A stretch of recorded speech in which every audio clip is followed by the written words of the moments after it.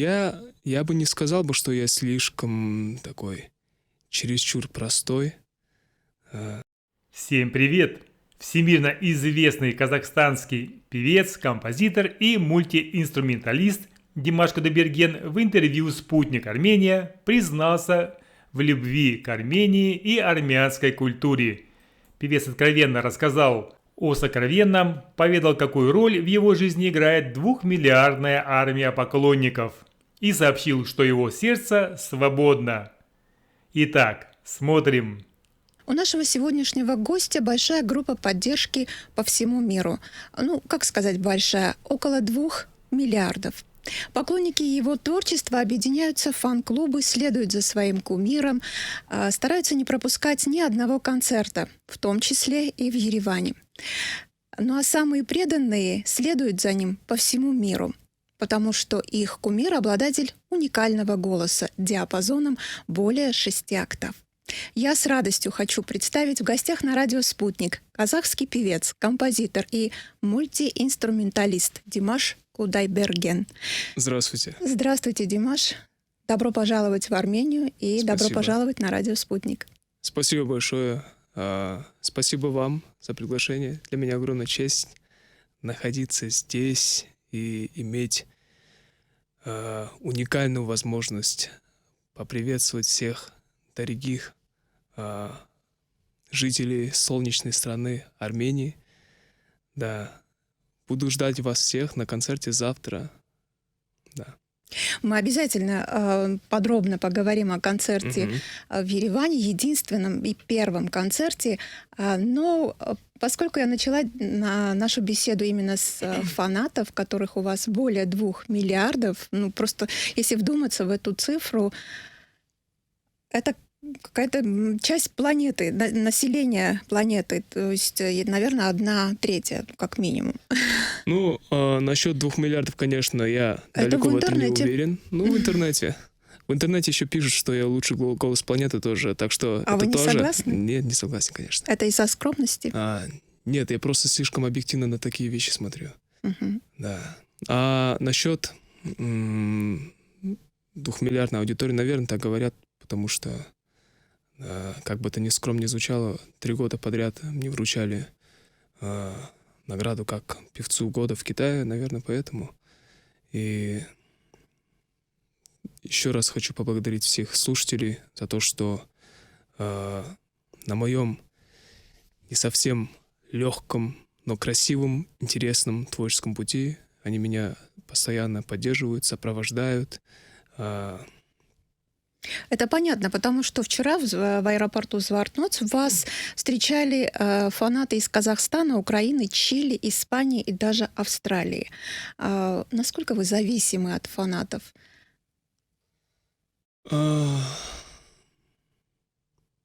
Если проще сказать, максимально если просто сказать, то я, конечно же, осознаю то, что любой артист, в том числе я, без зрителей наша профессия не имеет смысла. Поэтому, То есть возникает вопрос, для кого? конечно, но все равно я стараюсь работать в своем направлении, в жанре неоклассики, но при этом пою в разных стилях, в разных направлениях. Не особо зацикливаемся на том, как массово будут воспринимать то, что мы делаем в плане музыки, потому что у меня немного специфическая музыка. И еще раз благодарю всех зрителей за то, что поддерживаете меня во всем. Вы достаточно востребованы и в то же время достаточно скромны. Об этом тоже пишут в интернете. И тем не менее, если как бы разобрать причину или результат вашего такого успеха, в какой очередности вы бы расположили такие явления, как Божий дар, трудолюбие, талант, ну и почему нет, харизму? Я бы не сказал бы, что я слишком такой чересчур простой. Я нормальный, да. Я обычный, со своими минусами, со своими положительными моментами, сторонами характера. А в целом складывается такое ощущение, что я слишком чересчур себя просто веду, только по той причине, мне кажется, что люди на самом деле забыли, ну, артисты именно, многие, наверное, забыли, как на самом деле должны вести себя артисты. Вот. Ну, в целом, очень много хороших коллег, очень много хороших людей окружает меня. И возвращаясь к вопросу о расположении Божьего дара, таланта, как бы вот в какой очередности они сыграли у вас роль в вашей жизни? В первую очередь, все по воле Аллаха, все по воле Всевышнего. Неважно, кто как обращается к Всевышнему. Я каждый день, практически каждый день анализирую свою жизнь перед сном. Каждый день мне приходится слышать свой адрес, слова восхищения или слова поддержки от зрителей. И я просто задумываюсь, буквально 15 лет назад, элементарно 15 лет назад, когда я жил в Казахстане, в Актубе, это запад Казахстана, где я родился. Тогда я пел, так скажем, не на таких площадках, где сейчас работаю я. Тогда я мечтал о стадионах, о мировом туре. И это все сбывается только потому, что Аллах так хочет. И надо понимать, что Всевышний, Он испытывает нас. Кому-то дает все абсолютно. То, о чем человек мечтает. Семейное благополучие, в материальном плане, положение, статус. А кому-то не дает ничего. Там. И в плане личной жизни беда, и в материальном плане, и в плане авторитета. И тогда он смотрит, тот, который получил все, он будет благодарить Аллаха. Тот, который ничего не получил, он будет за это его карать. Вот, мне кажется, надо помнить об этом всегда. Потому что в одной часе все может поменяться. Элементарно даже ты можешь завтра проснуться без голоса, и ты всю жизнь будешь дальше искать причину твоей болезни, например. Ну, как говорил Мухаммед Али, говорит он, я благодарю Бога за то, что Он в конце моей жизни дал мне понять, что на самом деле я не чемпион. Чемпион Он. А Он меня сделал чемпион, говорит. Потому что я побеждал всех, а его болезнь я так и не победил, говорит. Так что просто надо довольствоваться тем, что Бог дает, и жить по уму и разуму. Но во всех случаях вы много трудитесь, кроме того, что вы уже представили. Да. У меня были хорошие педагоги. По сей день я работаю со многими музыкантами со всего мира. Обмен опытом идет до сих пор. Хоть мне 29 лет, для представителей другой профессии, наверное, это уже такой средний возраст, а для музыкантов не имеет значения, ты даже в 80 лет должен учиться. Димаш, вы замечательно рассказали, как вы оцениваете ваш талант, как вы все приписываете Всевышнему. И все-таки понятно, что у человека с вашим успехом есть такая опасность, как возгордиться, как зазнаться элементарно, что просто присуще человеку. Ну и, наконец-то, просто звездная болезнь. Вы как-то с этим боретесь или даже не ощущаете на себе Я вышеперечисленное? никогда не ощущал. Есть очень интересное высказывание Иосифа Кобзона. Как-то в интервью у него спросили: вот на протяжении многих десятилетий вы являетесь большим артистом, вас любят миллионы. Вот тяжело быть звездой? Ну, он ответил: очень тяжело. Практически невозможно. И журналист спрашивает: а как вы справляетесь? Тот отвечает: я справляюсь хорошо, потому что я не считаю себя звездой, говорит. Это не про меня. Да, это не про него. И точно так же, не то чтобы я сейчас ставлю себя в один ряд с ним, просто, не знаю, это просто наша профессия. И почему-то в последнее время я часто начал задумываться о том, что профессия певцов, артистов, актеров слишком, по-моему, переоценена. Потому что во всех новостных порталах, во всех новостных пабликах пишут о жизни артистов. Но такое ощущение складывается, как будто кроме артистов вообще на этой планете никто не живет. А как же айтишники? Спортсмены, хорошо, да. Ну а как же научные деятели? Очень много талантливых, молодых, перспективных деятелей науки будущих. Вы считаете, они обделены вниманием? Немного.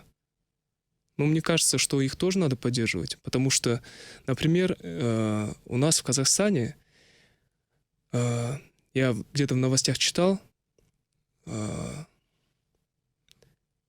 школьники, просто там 8 или 9 класса, там ученики, они создали какой-то проект, защитились перед компанией Microsoft, выиграли грант на $500 000.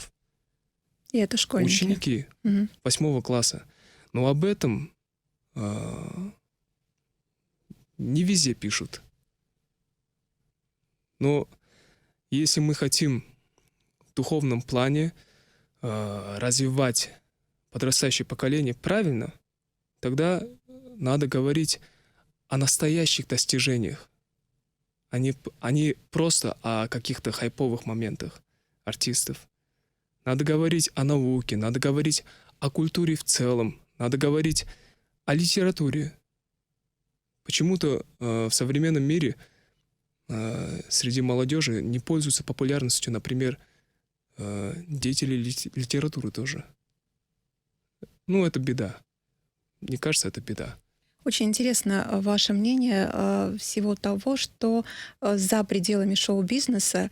Я думаю, что несмотря на многочисленные интервью, которые можно найти в интернете, каждый зритель и слушатель сейчас по-новому открывает для себя Димаша. Ну а мы хотим открыть вас в Армении, потому что вы впервые. Да. Это ваш первый концерт, ваш первый визит. Что вы знаете об Армении? Что вы планируете успеть увидеть? И еще такой момент. Вчера вы в интервью сказали, что находите какое-то сходство между казахским и армянским народами. А что вы имели в виду? Ну, во-первых, я люблю Армению за культуру. Ну, такие инструменты, как тар, саз, канун, дудук. Как приятно, что вы их знаете. Я обожаю эти инструменты, и в свою очередь я хочу отметить то, что являюсь большим, вот прям большим поклонником вашего невероятно звучащего инструмента дудука. У меня на многих песнях в аранжировке имеется дудук, и еще хочу похвастаться тем, что у меня в одной аранжировке На песню «Знай» э, есть тудук, момент тудука, где сыграл сам Живан Каспарян. Человек просто Легенда. легенда, величайшая. Вам довелось с ним успеть поработать? К сожалению, нет, но получается так, что... Он просто сыграл свою партию, да, я так понимаю? Да. И я вот буквально вчера только говорил, что я очень редко смотрю фильмы, очень редко. Точно так же... Из-за нехватки времени или просто не Нет, не хочется. представляет интерес? Не представляет интерес. Потому что я люблю смотреть фильмы, которые выворачивают душу наизнанку. Ну, то есть любите? Вопрос Люблю, в жанре. Да, люблю, но не могу найти тот самый фильм, который остался бы в памяти навсегда, на всю жизнь. До сих пор не смотрели такого фильма? Есть парочка фильмов. А можете Есть назвать? парочка фильмов. Фильмы Джеймса Кэмерона, фильмы Стивена Спилберга. Недавно, буквально год назад, я посмотрел армянский фильм «Землетрясение». Про историю, про трагическую историю, которую вам пришлось пережить. Но это Тяжелый шедевр. фильм. Шедевр просто. Я помню, моя родная сестренка рядом была тогда. Она 15 раз уже плакала на протяжении всего фильма. И... Да. То есть все то, что заставляет мыслить, пересматривать какие-то жизненные подходы, все-таки вы любите. Да. А последняя какая книга была, которую вы прочитали? Последняя книга... я в основном люблю поэзии. Наверное, для многих секрет, но я большой фанат поэтов Серебряного века. Я люблю Гумилева, Маяковского. Конечно же, казахских поэтов тоже. Например, у нас есть замечательный поэт Мухагали Махатаев. Это тот человек, который писал о любви так, как не напишет никто другой. Абая Хунамбаева советую всем. Можете прочитать. Очень Переводе. тяжелый, да, очень... у нас есть произведение Абай Жола. Можете почитать эту книгу, очень сложная она. Все, кто знаком с вашим творчеством, естественно, знают об уникальности вашего голоса, о вашем диапазоне. Понятно, что это в некоторой степени, естественно, Божий дар. Но и благодаря ежедневному труду вы совершенствуете то, что вам дал Всевышний. И, как говорят, нет предела совершенству. Да. И в то же время, когда, это мое личное мнение, и я думаю, его очень многие со мной разделят, когда вас слушаешь, понимаешь, что сейчас уже убеждаешься в том, что этот человек не только виртуозно владеет своим голосом, но и этот голос наполнен, в первую очередь, интеллектом. Вы работаете над собой, вы читаете, и понятно, что это делаете не специально, это требует ваша душа. Возвращаясь к музыкальному творчеству, можно ли петь о любви, не испытав это чувство? Можно ли петь о боли и печали, пребывая в очень хорошем настроении? И еще есть такой момент, что часто зрители ассоциируют, вот спели о счастливой любви, и они сразу думают, что все, значит, что-то такое намечается. Либо любовь, либо свадьба. В общем, в личной жизни все хорошо. Спели они разделенной любви, сразу ассоциируют это с личной какой-то трагедией. Вот как вы к этому относитесь? Насколько это совпадает в вашей жизни? Мне кажется, все зависит от профессионализма артиста самого. Например, если я, например, спою армянскую песню, то это будет все равно больше выполнено технически, и, конечно же, я буду вкладывать свою душу, но как настоящий армянин я все равно не смогу ее прочувствовать. Ну, здесь то же самое, думаю. В любом случае, для того, чтобы спеть песню о любви, надо испытать это чувство. Надо понимать, о чем ты поешь. Не обязательно просто так показывать актерски. Все равно надо понимать, о чем ты поешь. Сегодня сложно представить деятельность современного артиста без интернета. Ну, это просто немыслимо. Поэтому я хочу задать такой вопрос, что вот поисковая система интернета выдает очень интересные запросы именно про вас.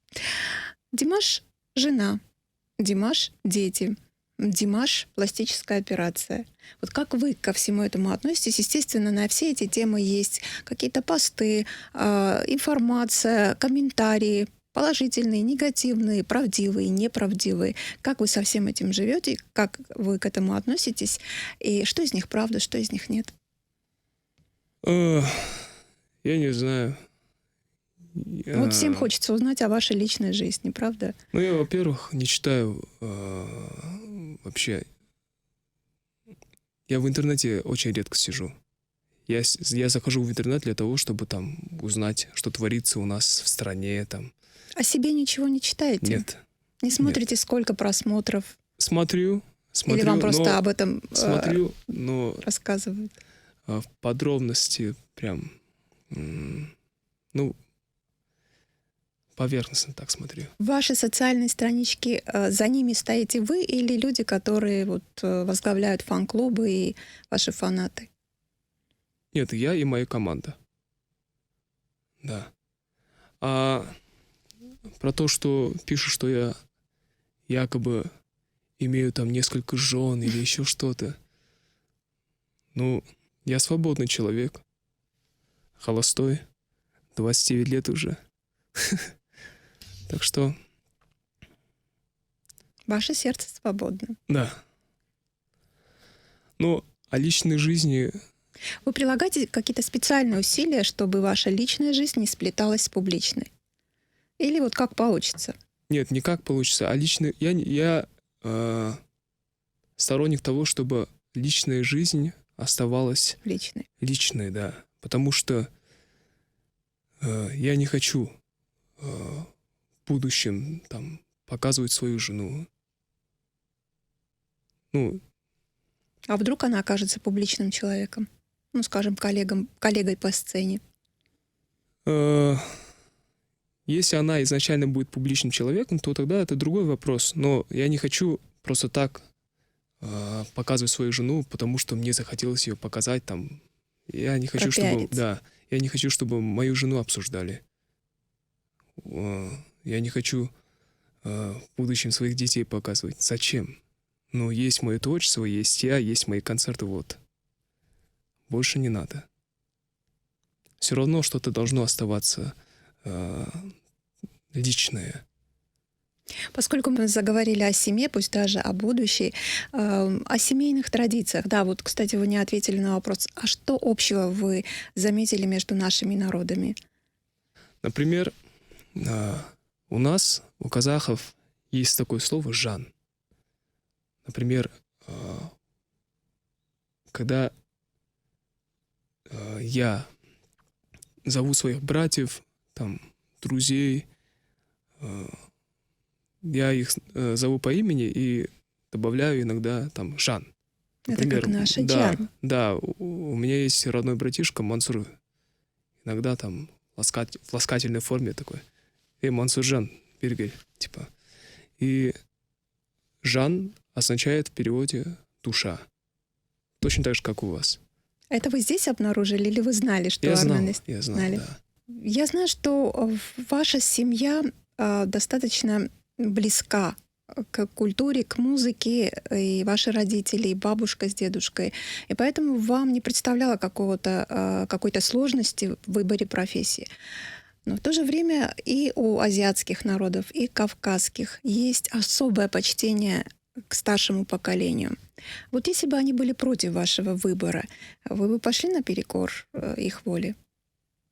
Ну, если бы папа предположим, предложил стать вам космонавтом? Очень сложный вопрос. Не знаю даже. Пока не готов ответить. Сложно. Хорошо, будет повод подумать. Да, но все равно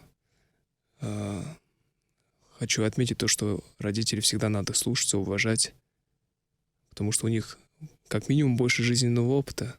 Я хочу прочитать несколько строк в переводе одной из ваших очень известных песен с французского. «В большой вселенской лотерее я не вытянул счастливый номер. Мне плохо в моем теле. Не хочу быть роботом. Метро, работа, сон». Это песня «СОС». Перевод. И, вот возвращаясь к нашей теме о том, что не все песни ассоциируются с личной жизнью или с жизненным опытом самого певца, то есть «я не вытянул счастливый номер» — это точно не про вас. Как вы думаете, вот в этом негативном, я бы не хотела сказать негативном мире, но в том пространстве, которое сейчас нас очень часто окружает и в мыслях, и в окружении, и в том сложном мире, в котором живет практически вся планета. Как вы думаете, какая общая идея могла бы объединить всех людей, живущих на планете? Человеколюбие. Возлюбить ближнего. Конечно. К сожалению, трудно это осознавать, но мы сейчас живем в очень страшном мире, когда люди друг друга убивают. Это неправильно. Искусство может помочь? Я верю в это. Может помочь. Вообще, я считаю, что плохой нации не существует. Я объездил очень много стран. Я поговорил с представителями разных наций и понял одно: плохой нации нету. По крайней мере, я пришел к такому выводу, судя по тем людям, которые со мной общались. Общались все очень хорошо. Просто остановитесь на секундочку. Обнимите друг друга, все. Брейк. Хочется так закричать, но никто не услышит. Хочется мира во всем мире. Конечно, конечно. А вы устаете от своего творчества? Если звучит немножко грубо. Как вы отдыхаете? Какую музыку слушаете? Я музыку вообще не слушаю. Даже свою? У меня никогда в жизни не было плейлистов. Никогда. Но есть же какие-то любимые произведения. Слушаю в основном классику, слушаю старых музыкантов, хороших наших. Слушаю Стиви Уандера, слушаю Лучано Паваротти, слушаю произведения Рахманинова, Чайковского. Вот и создался замечательный плейлист. Да, слушаю Арну Бабаджаняна. Слушаю очень много казахских композиторов. Ну, в основном, да, представители старой гвардии. Димаш, я думаю, что многих интересует вопрос: завтра на концерте прозвучит ли песня на армянском языке, учитывая, что вы поете на 7 и более языках? Ну, я стараюсь сейчас. Я учу одну армянскую песню. Ну, пока не очень получается вроде с произношением. Ну, если до завтра получится выучить на 100%, то я постараюсь исполнить. Поверьте, это будет очень приятно армянскому зрителю, армянскому слушателю. Спасибо. Спасибо огромное за то, что приняли приглашение, за ваши искренние и честные ответы. Спасибо. Я желаю вам удачи и успеха в завтрашнем концерте, и я думаю, что вы точно услышите из зала Димаш Джан. Спасибо большое, спасибо. Дорогие слушатели, хочу напомнить, у нас сегодня в гостях был всемирно известный казахский певец, композитор, мультиинструменталист Димаш Кудайберген. До свидания, до новых встреч.